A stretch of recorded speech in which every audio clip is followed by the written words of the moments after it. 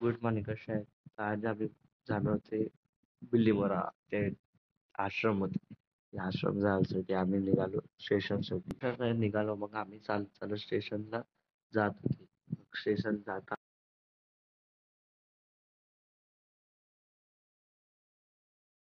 Station पोहोचताच मग आम्हाला माहिती पडली काय ट्रेन थोडं लेट आहे. आम्ही फिरत होतो असं स्टेशन. मग आम्ही थोडा वेळ बसलो. मग आमची ट्रेन आली आणि ट्रेन आली त्याच मग आम्ही बसलो ट्रेनमध्ये. ट्रेनमध्ये बसून आम्ही पकडली सीट आणि सीट पकडताच मग आम्ही ती ट्रेन चुक करत निघाली.